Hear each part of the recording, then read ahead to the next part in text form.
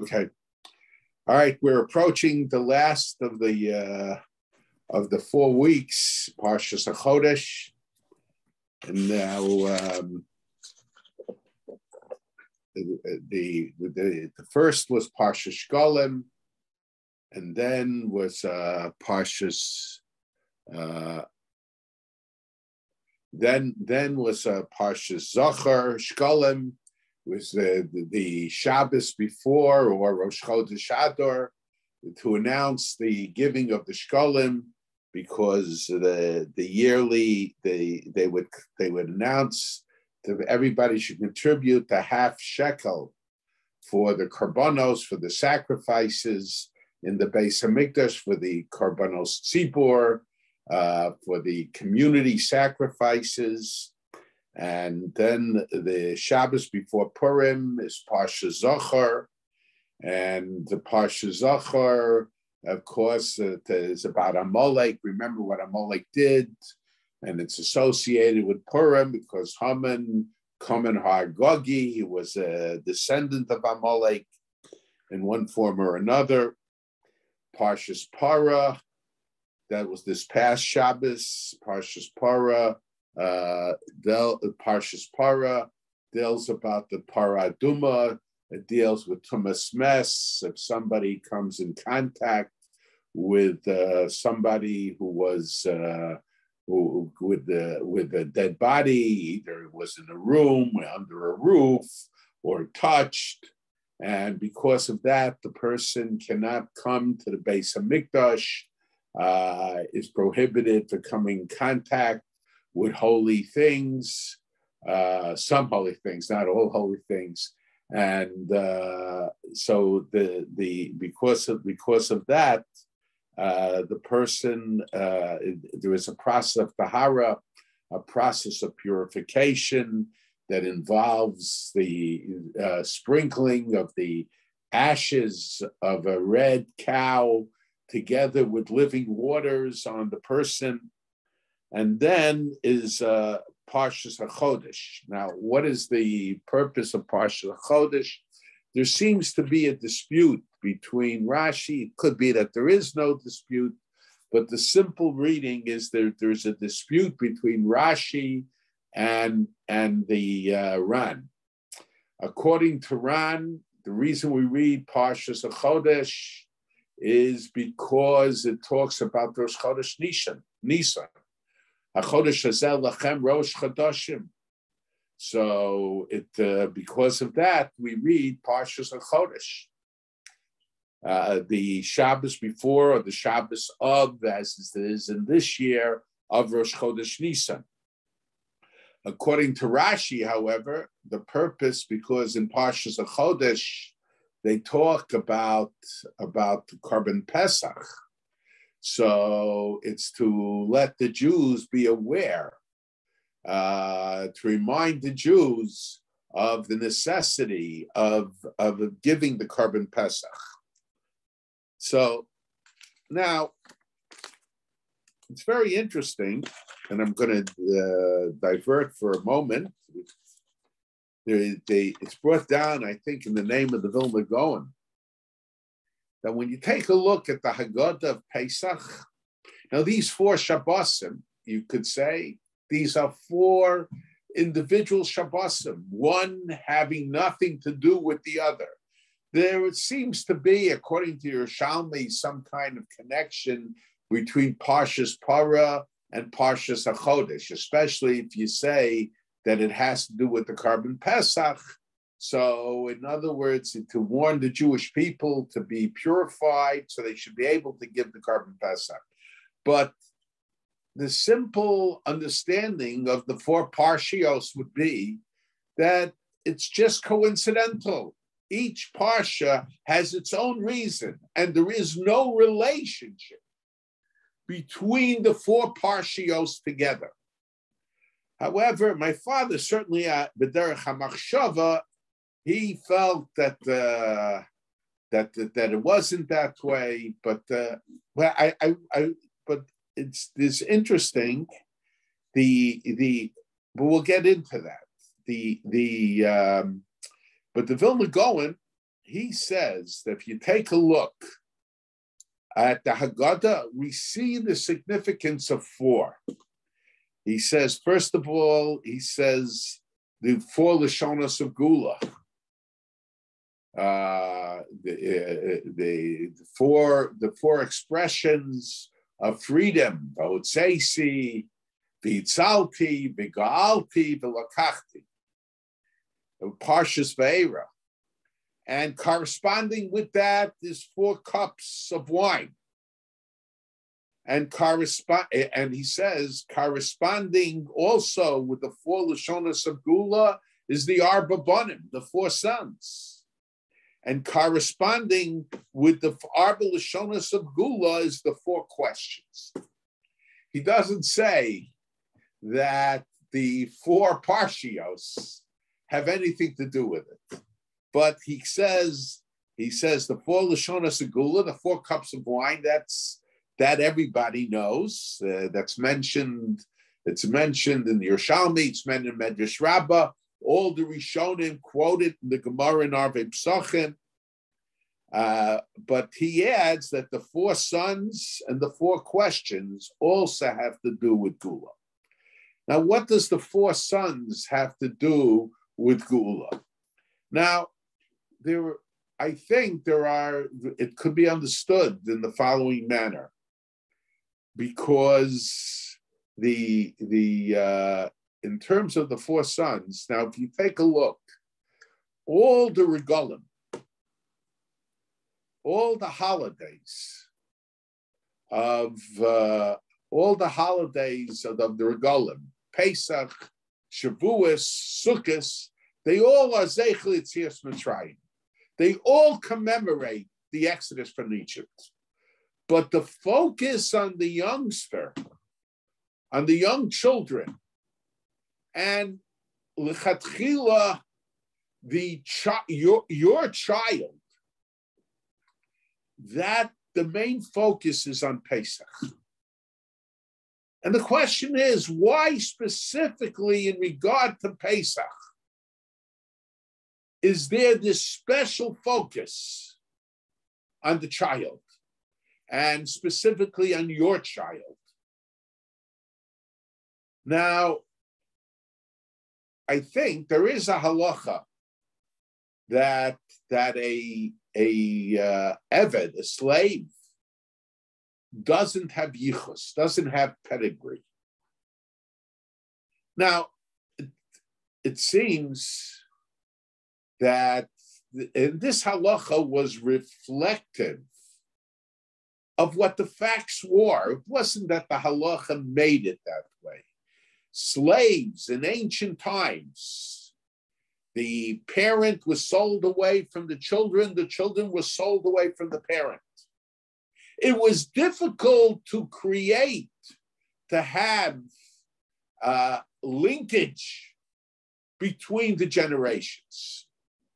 And even Mitzrayim, even in Egypt, it seems that individuals were slaves for different Egyptians. So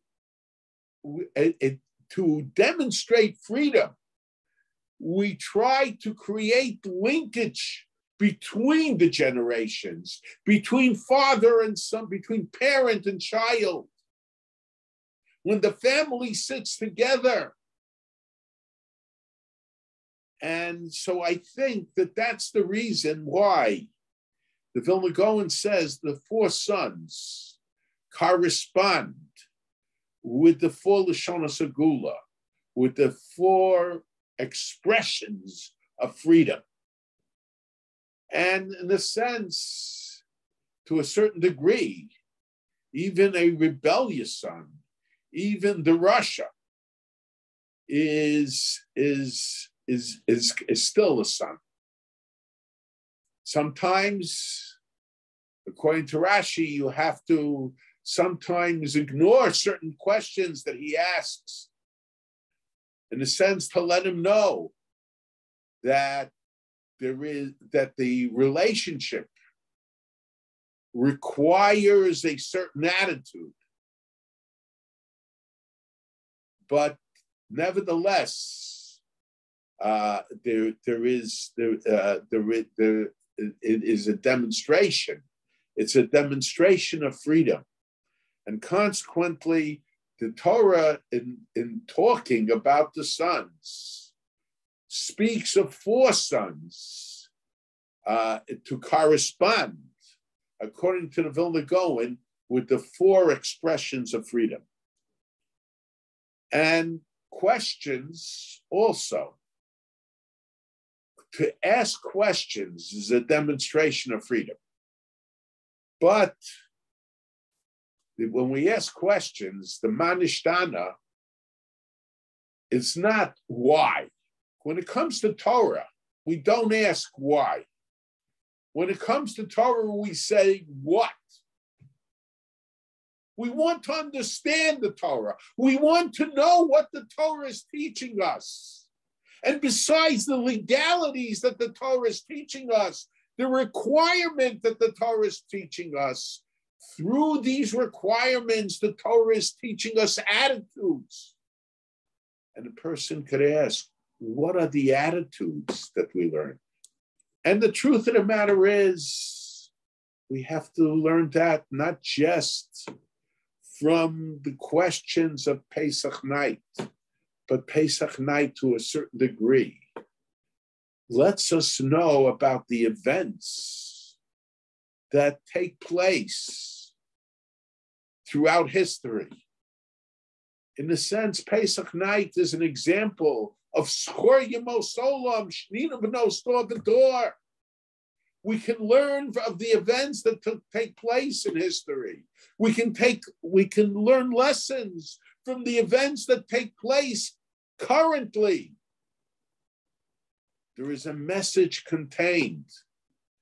Questions like why are difficult to answer. Questions like why sometimes you're not even allowed to ask. But questions like what you're allowed to ask. I mentioned my uncle would say that even though paraduma is a chok, it's something that we can't understand. Of course, there is a reason for it. But nevertheless, many of the Farshim explain paraduma. In other words, there are lessons that we can learn for paraduma. We can't answer the question of why and how, but the question of what we can. And that's the question of the Manishtana. The question is, what made this night different? Manishtana halayla zeh mikol halaylos, shebechol halaylos. And how do I know this night is different? Because we eat matzah, we eat maror, we sit beheseba. In a sense, we dip.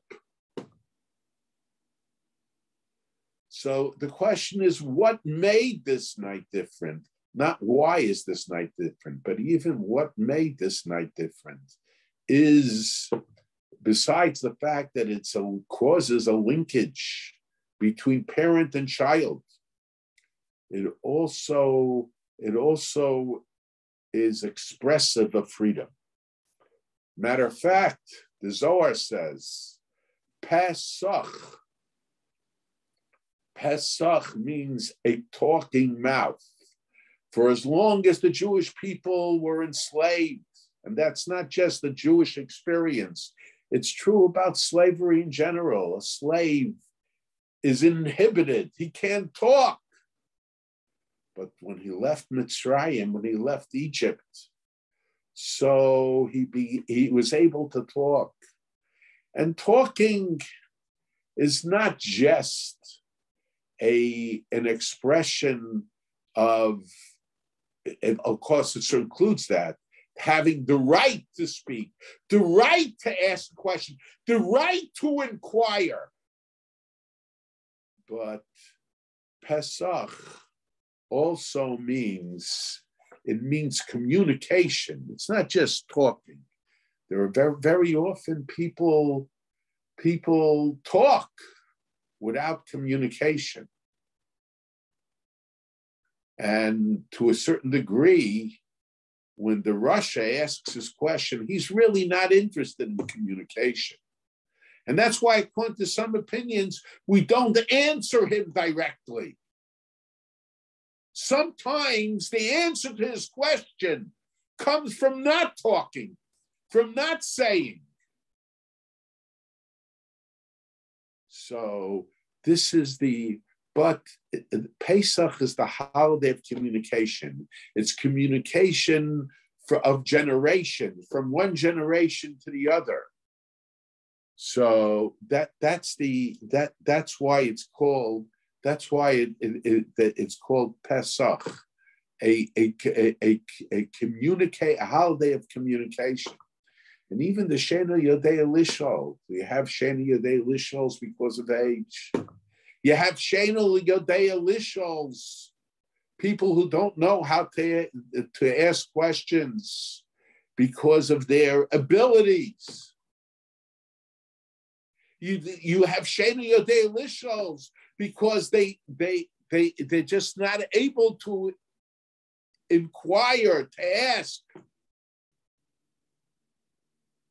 But nevertheless, Apsachlo, it's a holiday that you try to teach them the art of communication. And even where they can't talk, they're able to learn how to communicate. And that communication causes a linkage between the generations. And when the talking sometimes causes a separation, so perhaps the person has to withdraw from talking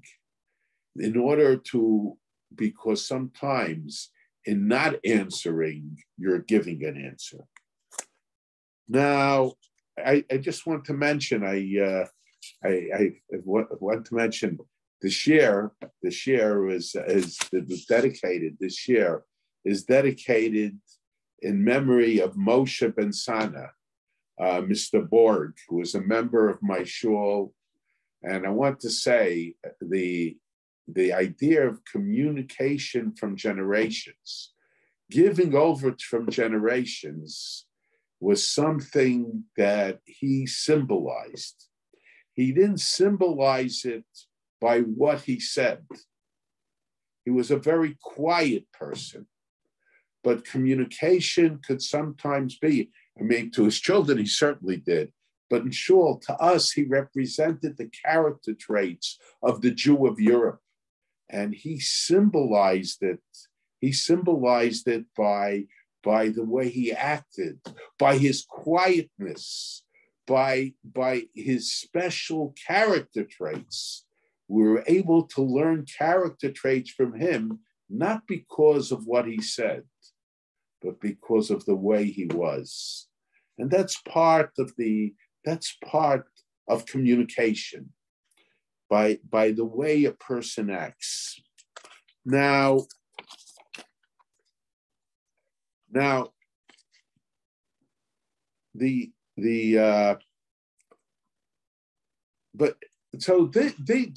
is the way we can understand the Vilna Gaon. However, Rabbi Shmuel Hanaggid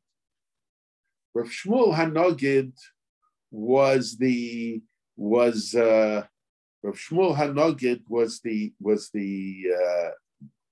grandson or great grandson of the Rambam.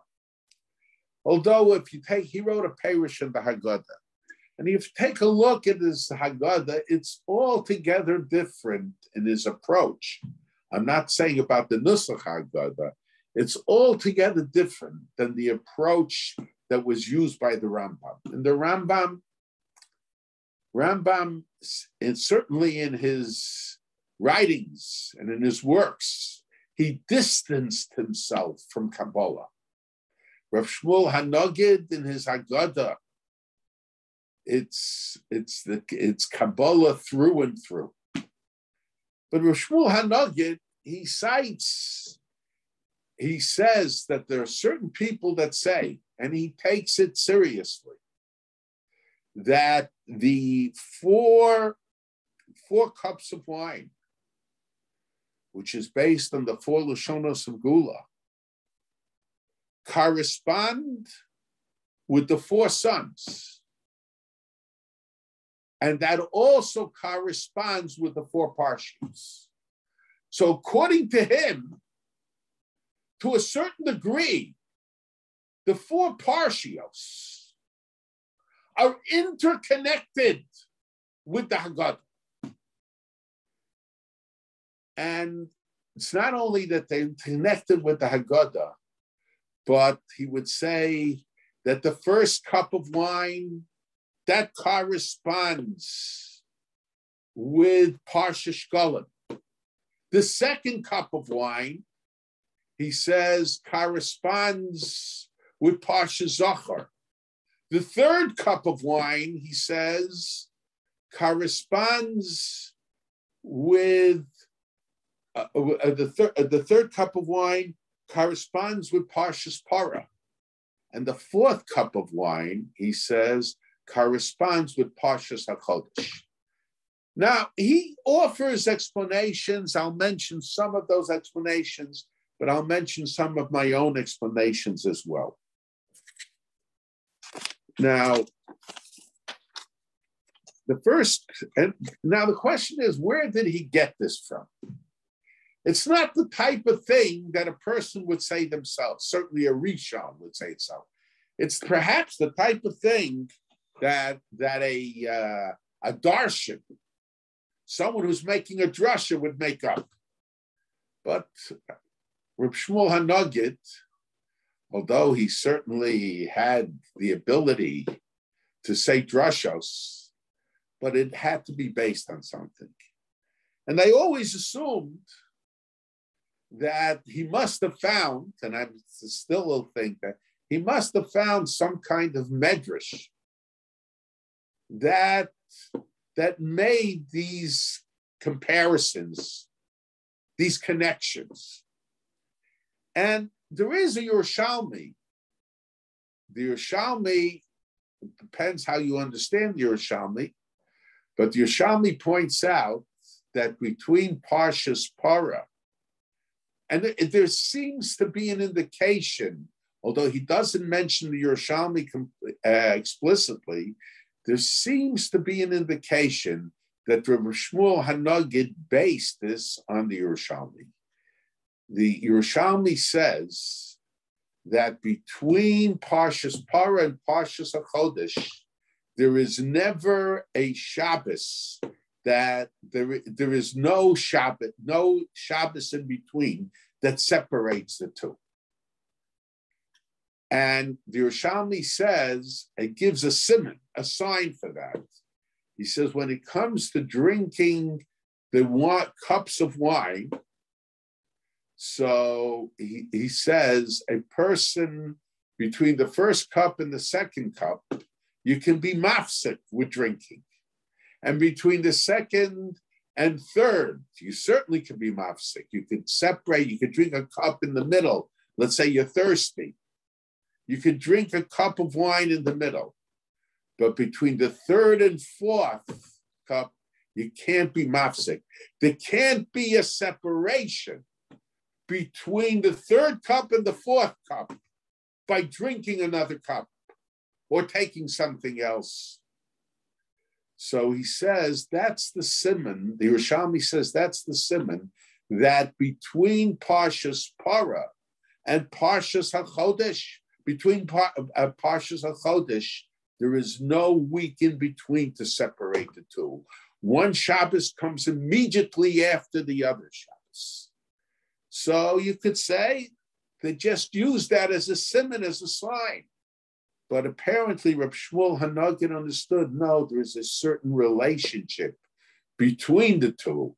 Obviously, the cups correspond with these weeks. That's probably where Rabbi Shmuel Hanaggid got it from. Now, the first cup, according to Rabbi Shmuel Hanaggid, that cup corresponds with Shabbos Shkolim, with Parshas Shkolim. The question is, what does the first cup have to do with Shkolim?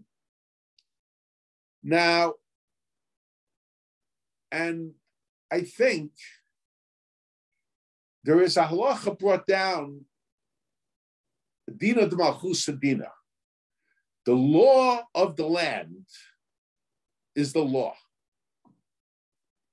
In other words, there are many laws, doesn't apply necessarily to any law, but there are many laws that we are required halachically, especially when it comes to monetary laws or taxes or some of the taxes, that we are required to comply with the law of the government, with the law of the king.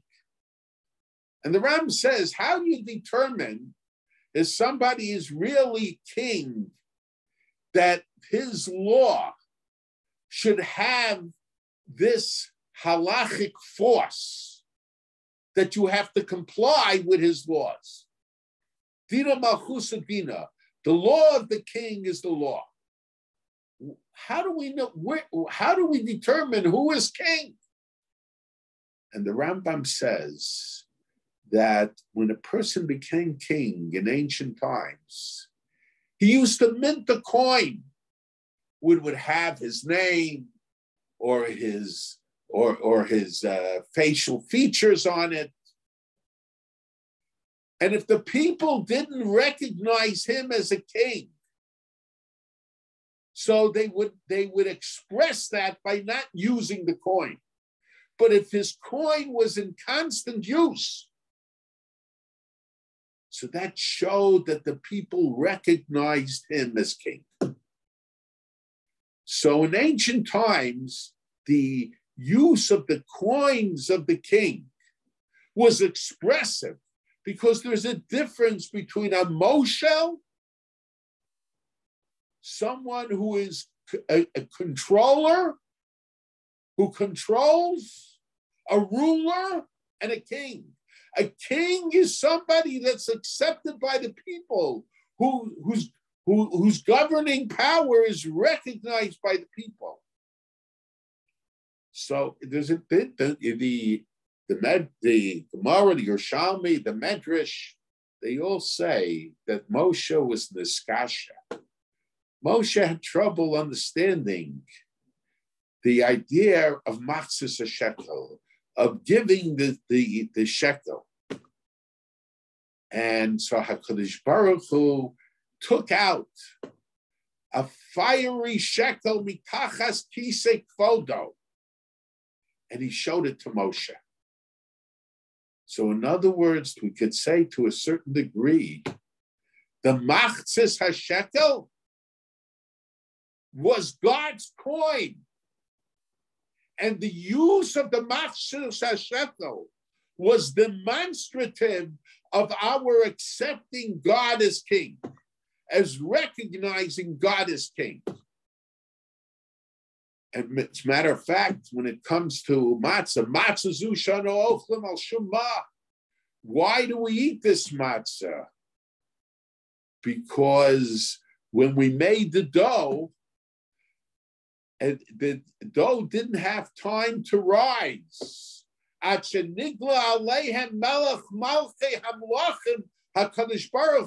When God, the King of Kings, who we recognize as King of Kings at that time, according to Rambam Miyad, and he redeemed them.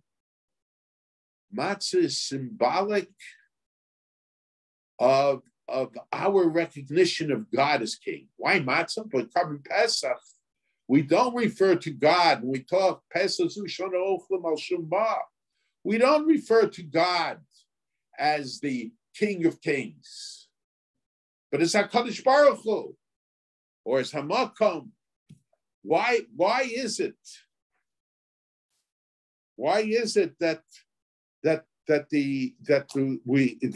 there's a difference? Why is it that there's a difference between matzah and Pesach?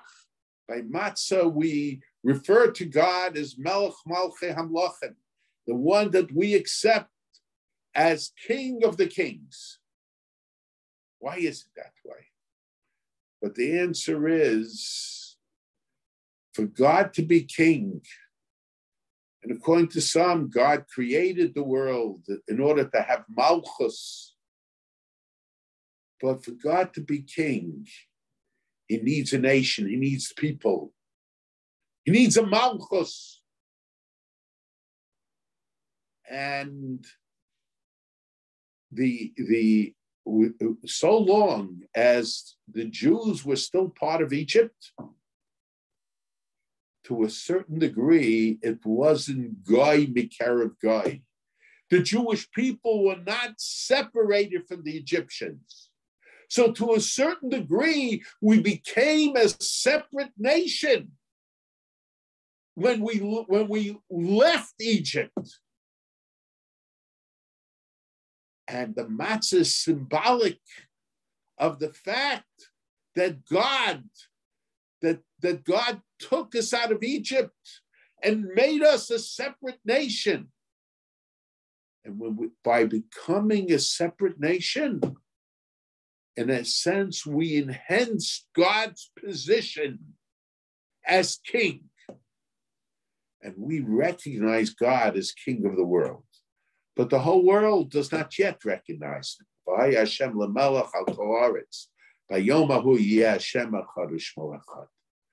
But the Jewish people, when they became a separate nation, so in a sense, that enhanced God's position as king. And the machzis shekel is that. Now, but most nations, they are nations, why? They are nations because they have a land, they have a country, and the ruler can become the king of the country. But the Jewish people are a different type of people. And yes, we did get Eretz Yisrael. But at the time of Yetzias Mitzrayim, well, in theory, Eretz Yisrael belonged to them. You could hardly say it was their country at that point. So,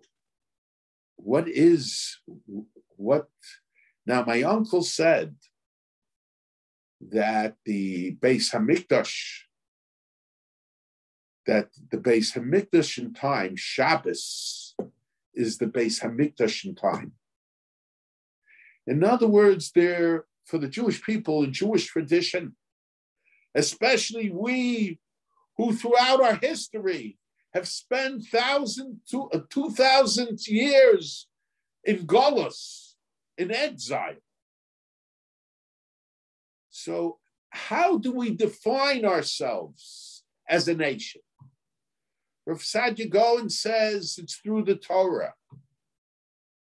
But there's some special sections of the Torah that really make the Jewish people a nation. And what is that? That's Shabbos, time. My uncle says that the Shabbos is the Beis Hamikdash in time. The Beis Hamikdash, in a sense, was the residence, the castle of the king, the castle of God, the royal house. But there are many periods of time when we don't have the Beis Hamikdash, when we don't have the castle, but we still go to see Hachodesh Baruch Hu. Or Hachodesh Baruch Hu comes to see us. Where is that?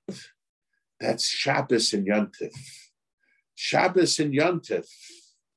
These are in a sense, these are in place of the land that HaKadosh Baruch Hu, these are in place of the land that HaKadosh Baruch Hu gave the Jewish people to start their nation.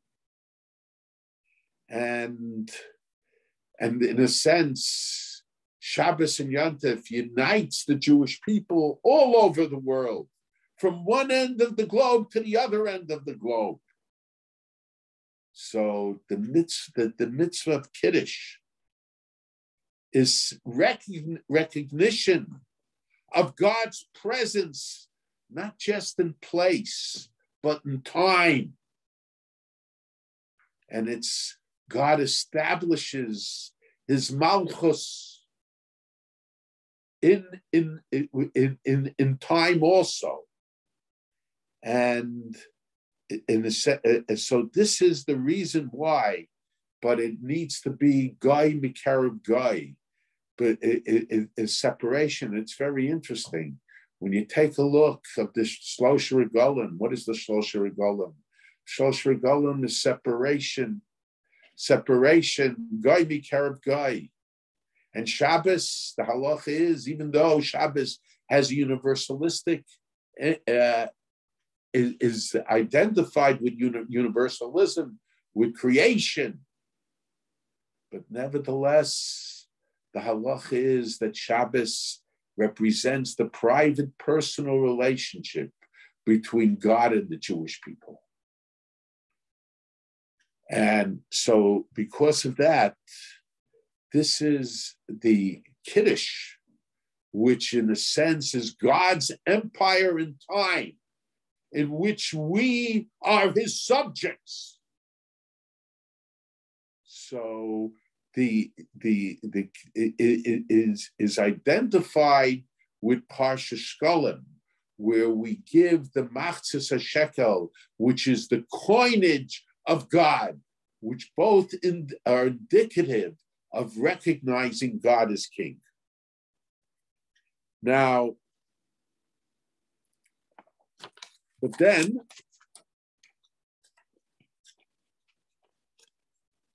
you have Shabbos Zachar.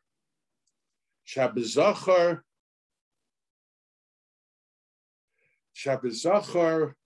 we remember how Amalek tried to attack the Jewish people. And it's interesting, the Torah emphasizes Zachar asher asa l'chal ma'at b'derech b'tzeis me'eretz Mitzrayim. Remember what Amalek did to you when you were leaving Egypt. So he emphasizes. One explanation, of course, is because after Yetzias Mitzrayim, after the exodus from Egypt, the Jewish people, after the exodus from Egypt, the Jewish people were after the exodus from Egypt, the Jewish people were nations were scared to attack them, and Amalek came and he broke that fear, even though Amalek was destroyed. But he created an attitude because that made an impression on others. I just want to digress a second. I want to get involved in politics, but you should know that when you see bombs falling on cities, when you see civilians being killed, when you see children, bombs falling on places where there are children, it's not just, of course, that's a terrible thing in itself. It's not just that these children are being murdered, but that has an impact on all of mankind. And the attitude of Ritzicha regarding children and regarding others is impacted. So long as there are limitations, it offers a certain degree of security. And post-World War II, I wouldn't say it was 100%. Certainly in the Middle East, terrorists kill children. They put bombs where there are carriages, but you have to understand that the more this is going to happen, the more that it's going to be tolerated and accepted. And it's not just a question of Ukraine and Russia, but it's a question of the whole world itself. And when we tolerate murderers walking the street, we are encouraging people to murder. And this is true. This is certainly true. And what's happening in Europe today, because what happens in Europe today, in addition to the tragedy of what is happening in Europe today, it's going to affect the attitudes of people all over the world, whether it's in the United States or it's in Israel or it's in the Middle East, especially in the Middle East, where terrorists don't seem to have a responsibility to explain themselves. So the tragedy is great, even when we consider what is happening to the one person. But we have to know that this has an impact. Now, the Torah tells us about Amalek. Why did Amalek attack the Jewish people?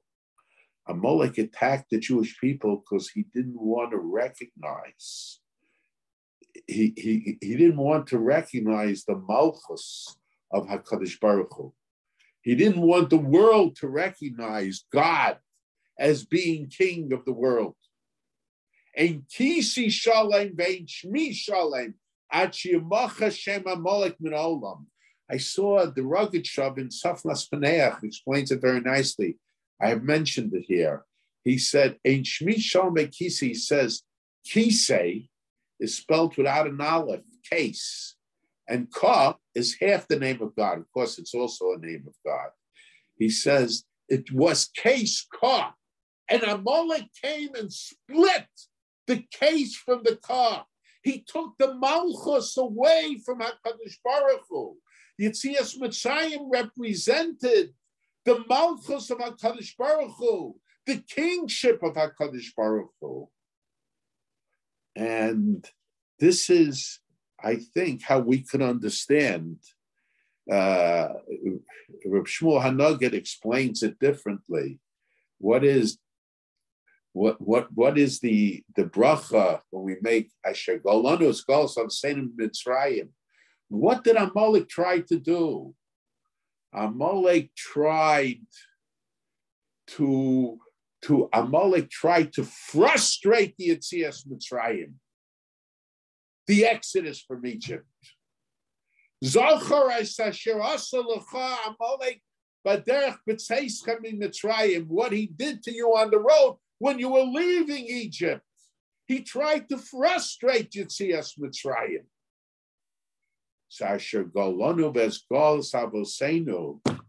In other words, yes, he caused trouble for us. He had an impact on the anti-Semitism throughout the generations. But the Gula of Yetzias Mitzrayim continues to this day. HaKadosh Baruch Hu, and that's why we're able to celebrate with Chayrus. That's why this cup is identified with the freedom that we got from Yetzias Mitzrayim. And also we look forward to the return to the Beis Hamikdash. We look forward to giving the karbanos again, the sacrifices again, which could be identified with the Mizbeach that Moshe Rabbeinu made after the time of Amalek. Hashem Nisi, God is my miracle. And it's, in a sense, it's the rebuilding of the Beis Hamikdash to a certain degree will represent the coming of Mashiach. It'll be Kisi Shalem Ushmi Shalem. Now, then there is the third cup. And the third cup, that's Parshas Para. Now, Rabbi Shmuel Hanaggid explains it with this is after benching, after davening. He explains it somewhat in a somewhat strange way. He says, because the para had to be complete, tamima. And he says, there's at the end of the meal, when we bench, that's the completion of the meal. It's the completion of the first half of the Haggadah. So that's how he explains it. Now, I think that first of all, we have to explain what he said, but I think when we explain what he said, perhaps what he meant, we could just explain it'll add something to it. It's very interesting. There's a discussion in the Gemara, which cups of wine do you have to lean? The first two or the last two? And the Gemara suggests the first two, because that's when the main gula is. That's but then the Gemara says in the last two, what? Madahave have. What happened already. What does that mean? What happened already. I think the simple explanation is that we have two halves of the hollow. What are the two halves of the hollow? The two halves of the hollow is the first half of hollow is it focuses on Yetzias Mitzrayim. It focuses we are in the past. It's Chayav Adam Liros Satzmo Kehu Ilu Yatzam Eretz Mitzrayim. It's very interesting. The Vilna Gaon says that the Ramah says in Shulchan Aruch that a person should try to finish the Haggadah before Chatzos, before midnight, whatever midnight means. Why? Because Rabbi Eliezer ben Azariah's opinion is that the mitzvah of Sipu Yetzias Mitzrayim, that's only until midnight. So, Rabbi Eliezer, opinion, there are those that say Rabbi Eliezer ben Azariah agreed with him, but it's only until midnight, the mitzvah of the Haggadah.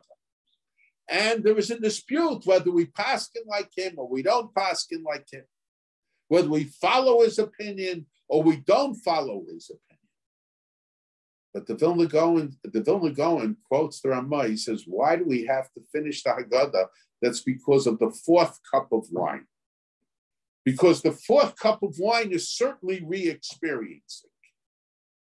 So the question is, why did the Vilna Gaon have to say because of the fourth cup of wine? Why didn't he say it's because of the hollow itself?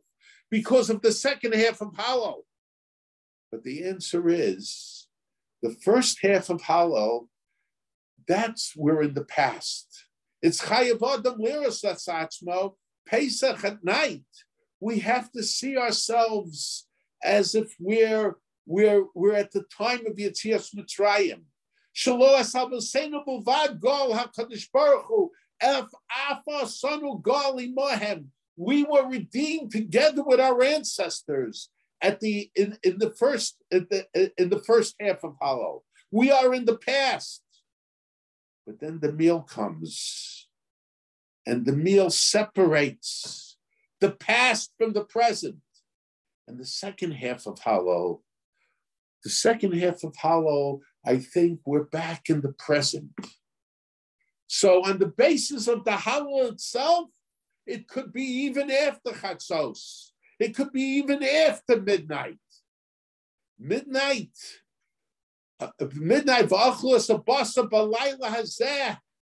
The reason of midnight, we learn it out from Halayla Hazeh, this night, when we go back to the night that the Jewish people went out of Egypt.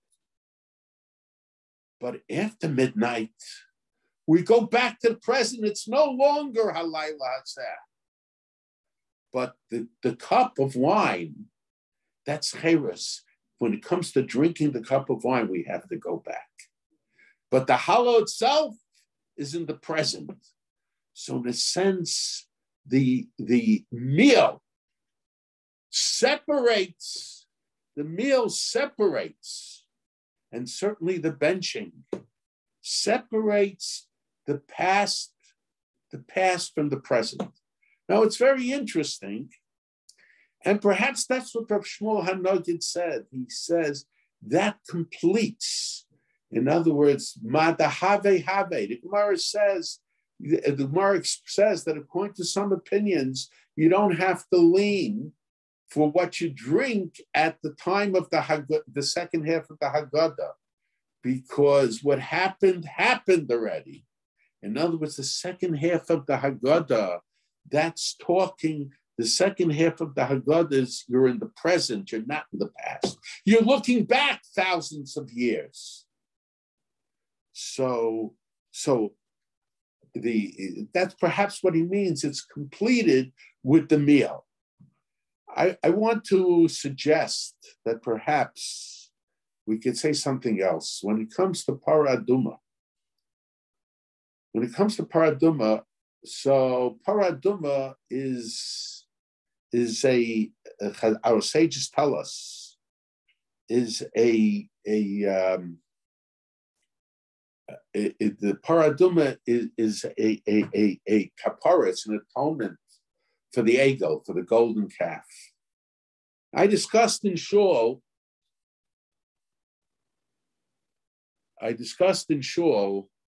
why it's a atonement for the golden calf.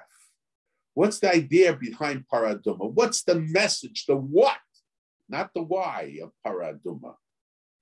To me, the message of paraduma I've mentioned in shul was that what caused the Jewish people to make the golden calf?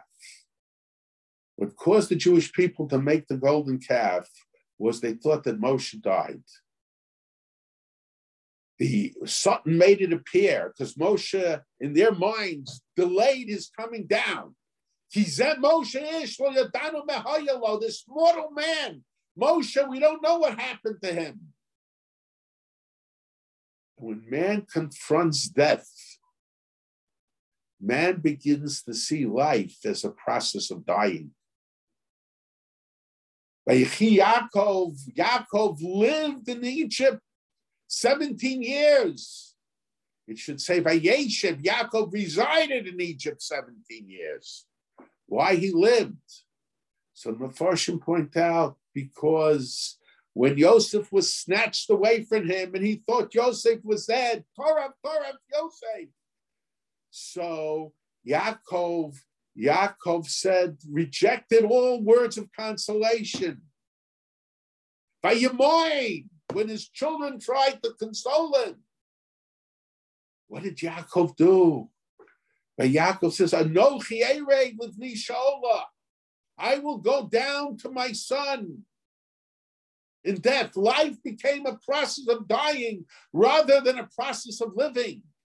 But then when he heard that Joseph was alive, at the Chiruach Yaakov Abiyam, he became alive again. He was able to reverse the process from a process of depression, of seeing life as a process of dying, into a process of living. I've said this a number of times. And this was, in a sense, the Jewish people. What did the Jewish people do? Why did they make a golden calf? What did they do? They gave their sacrifices to the golden calf. But what did they do? They vayochlu, they ate, but it was to give religious fervor to indulgence. They ate, they drank, and they got up to be merry. The Epicurean approach. Sometimes when someone sees life as a process of dying, he just moves out of the world. He doesn't have contact with anybody. Other people, they just indulge. Eat, drink, and be merry, for tomorrow we die. That's what the Jewish people did. When they thought Moshe Rabbeinu died, when they confronted death, And we all face that same challenge when we confront them. But we have to have Yaakov's attitude of a Techi Ruach Yaakov Aviyam. We have to reverse the process. And the red cow, symbolic of the Egel Hazav, the adult, the years later. And it's red, it represents the idea of sin. So it's burned down in ashes. We're rejecting the Egel Hazav, the approach of the Jewish people in the time of the golden calf. And it's burnt into ashes. And the ashes are combined with living waters, which is the sign of life. And it's sprinkled on the person who came in contact with the dead, who confronted death, meaning out of ashes, there can be life as well. Out of destruction, there can be life. And the going into the mikveh is a state where a person can't exist when they put their head out. But you come purified when you raise your head, when you come out of the mikveh, so to say. You go from a state of non-existence into a state of existence. We can change our attitude, but we have to know that we can do it. Now, it's very interesting. Chazal tell us that in Mara, Kisham lo chok mishpat Tisham nisahu. In Mara, all the way when the Jewish people first left Egypt, they got paraduma, our sages tell us. Even before the Egel Hazav. Why is it that way? In other words, yes, we confront terrible situations, but we have to know before we confront these situations that we're capable of coming out of those situations. We're capable of surviving. In other words, we have to prepare ourselves for the future. And this is the idea, the first half of the Haggadah. The first half of the Haggadah, that talks about the past. We go back into the past. But we can't leave the past in the past when we leave the past. We have to take the attitude of the past and bring it into the future. Bring it into the present. And in a sense, that's the idea of the paraduma. The paraduma was given to the Jewish people in Mara. Some lo chok mishpat. And it's a chok because there are situations that we encounter that we don't understand why. Authors write books and make lots of money on it. But it's ridiculous. We can't understand. We can understand what I should do, how I should react. But the why I will never understand for some of these, the Holocaust and the disaster situations that we encounter as Jews. I won't understand the why. So the paraduma is associated with death because death very often is gzeirah milfanai. It's a decree. There is a reason, but we're not capable of understanding it. But nevertheless, we have to know from beforehand that whatever situations we encounter, we will be able to deal with those situations. From the ashes come coupled with living waters. And we rise our head above the waters of the mikveh, going from a state of non-existence, of seeing life as a process of dying into a process of living. We have to know that from before. And that's the idea of paraduma, because paraduma, by the benching, that represents our going from the past into the present. And we have to take the lessons of the past, and to a certain degree, that's the whole Haggadah. The whole Haggadah, the Nusach Haggadah that we have is especially according to the Rambam's opinion, the Haggadah is to inspire us about the future. It's to inspire us the future, to give us hope to give us hope for the future. It's to give us hope for the future. And just as we went out of Egypt, just as we were redeemed right away, in the future we'll also be redeemed right away. We look forward to the Gula, and that's the idea of paraduma. The idea of paraduma is the situation can change, the situation will change. It's within our power, and we have to know that from our past experiences and bring that into the future as well. So that, but I think, but the fourth, that's Parshas Hachodesh. What is the idea of Parshas Hachodesh? The Rambam's opinion is that Kiddush Hachodesh Hazel Lachem Rosh Chodashim, that's given over to the Jewish people. The Jewish people, I mentioned before, God's palace is God's palace is Shabbos and Yontif, but the Jewish people's empire is time itself. God gave time over to the Jewish people, but who represents the Jewish people? Represents the Jewish people is the Bezdin Hagadol, the High Court of Israel. Moshe was the High Court of Israel. Hachodesh Hazel Lachem Rosh Chodashim. Time is given over to you. And the Sforno says that the Jewish people, when they were slaves, they didn't own their time. But when they went free, they became owners of time. They have an empire of time. They exist in time.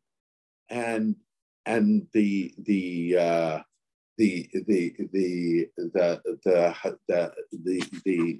Haggadah, that's what Parshas Hachodesh is.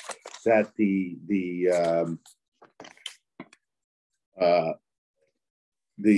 but who is the question,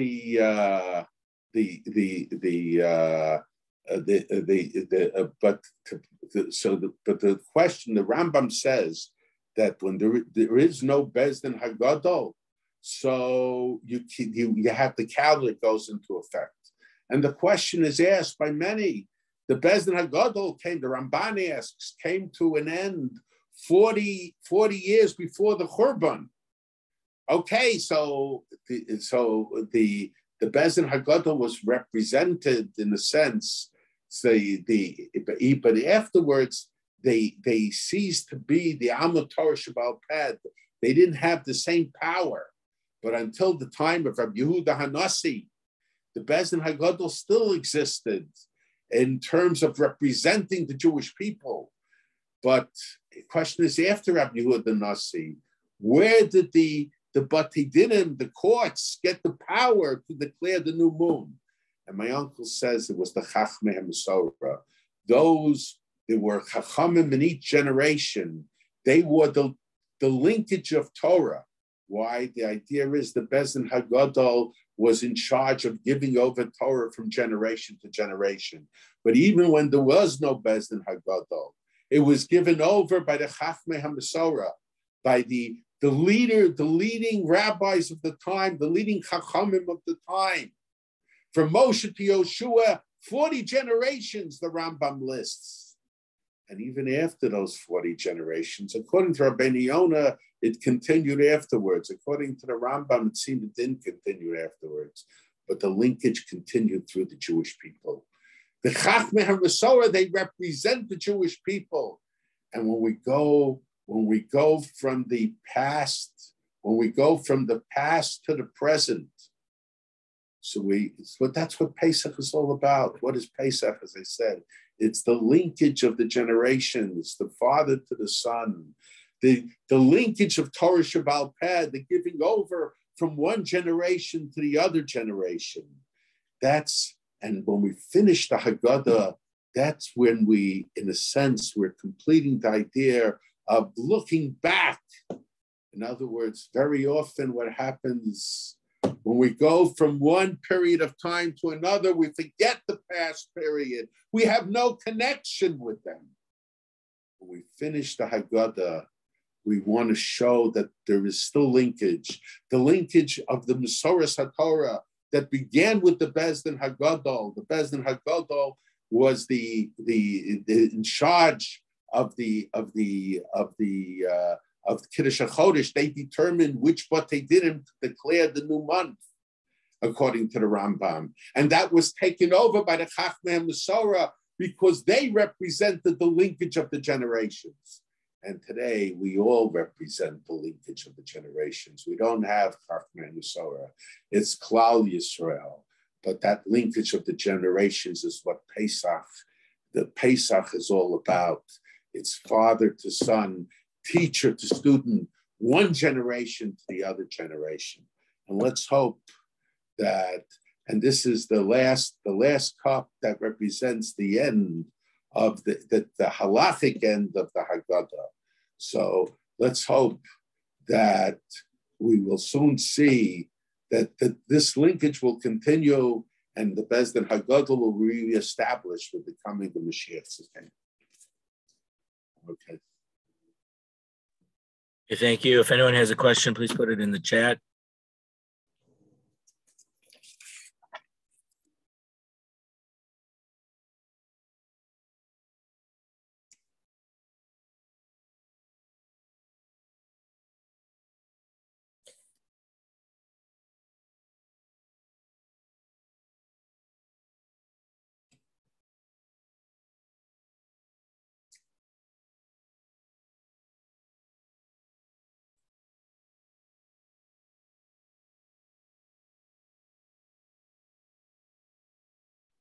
I guess there's no questions.